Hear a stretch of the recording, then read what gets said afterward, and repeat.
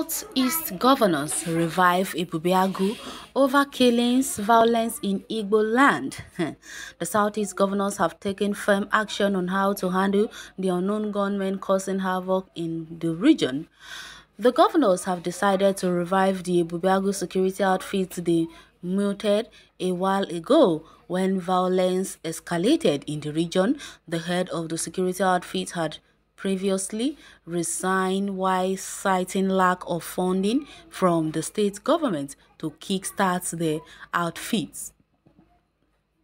Southeast governors had and leaders on Tuesday, October 5, announced measures to end the rising violence and sit at home on Mondays in the region. The Nation newspaper reports that the measure include the launch of the Ebube security outfit by the 5 states in the region before the end of the year. Other measures include engagements with the federal government for amicable settlement of all issues agitating the minds of the people, especially the youth.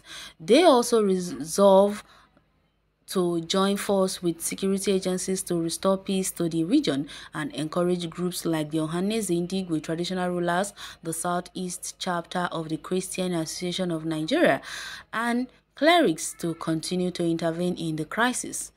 The strategies form the highlight of an 8-point communique issued by the governors after their meeting in Enugu, which was also attended by other stakeholders. It was attended by Ohanese Indigwe traditional rulers, Southeast National Assemblies, caucus leaders, and clerics.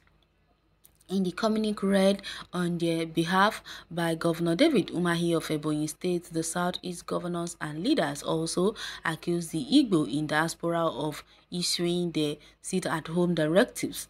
Anambra State Governor Willie Obiano was absent. His Abia State counterpart Okezie Ikpeazu was represented by his deputy Udo Okochukwu.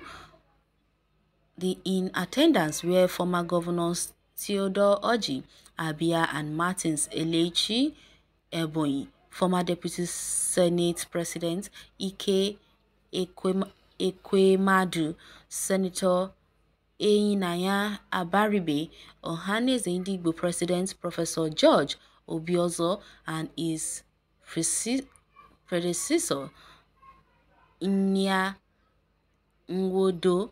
Vanguard newspaper reports that Umahi assured that Ebube would be launched to give its teeth and laws passed in all the Southeast states to the effect before the year runs out.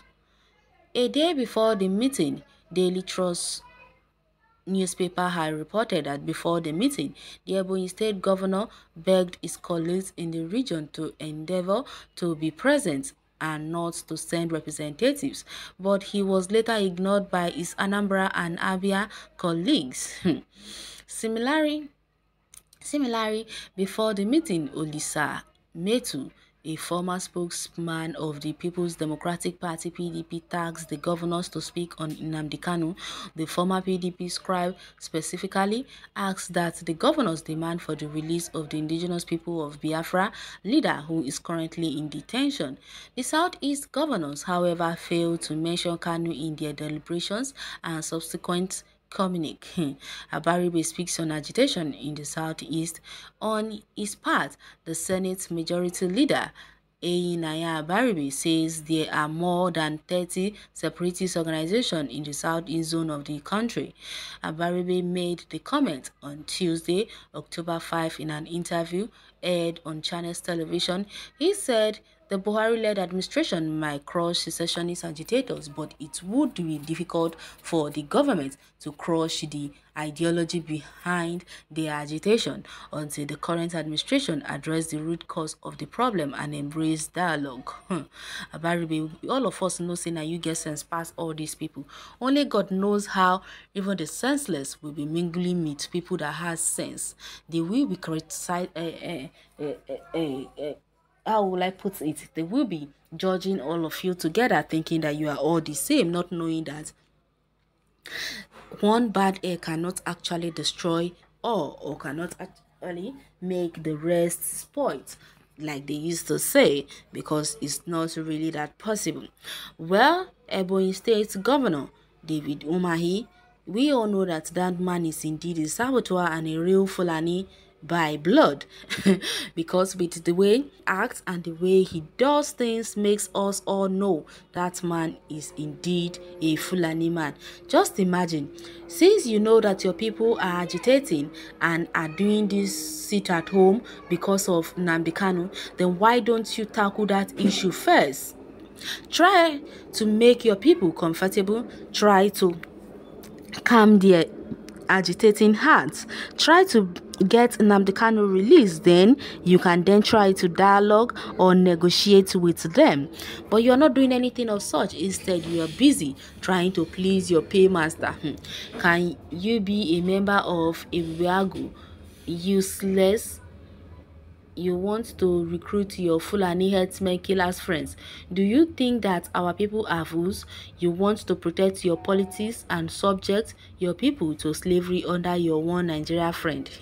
Okay, I think it's high time for this for security reasons, but if you are inviting the Khan to be part of the committee, what about their counterparts, the Muslim Association or all the Igbo and Christians? Because very soon now we will be hearing we are not carrying along. Please do the needful. Okay, what is the percentage of Muslims in the southeast and in the south? That should be the number one question, but you are not asking that. Instead, you are saying rubbish. Let no man or no woman join a Bubago security outfit, because ESN will kill you, and none of these governments or Hanese will save you nor take care of your family. No Eastern should listen to this group of leaders called governors, especially Umahi, who talk like a saboteur. Let Ohaneze discuss with all the agitators instead of molestation. Remember, without IPOB, Fulani herdsmen would have taken over the entire southeast and south region. Let these so-called Eastern leaders give recognition to IPOB in order to settle security problem in the region. Well, you have said your own. Freedom of speech is allowed and everybody is entitled to their own opinion, so you can't force yours on people. Well, anybody who doesn't like his son, let his son, her husband, his brother and his father just allow him to come out and join Ibubagu. They will all send their own sons and daughters abroad and want to use other people's sons to protect themselves. Well, it's clearly known fact that Igbos have no leadership in their agenda. Everybody is a leader of himself. So to have security in the region is to speak to them in the language they understand. Okay, pot belly governors serving their selfish desire and stomach and toiling with the lives of their people. Just imagine that. They all think they are wise, not knowing that they have no sense a little bit at all. Well, you can go to the comment section and share your take on this article. Thanks for listening.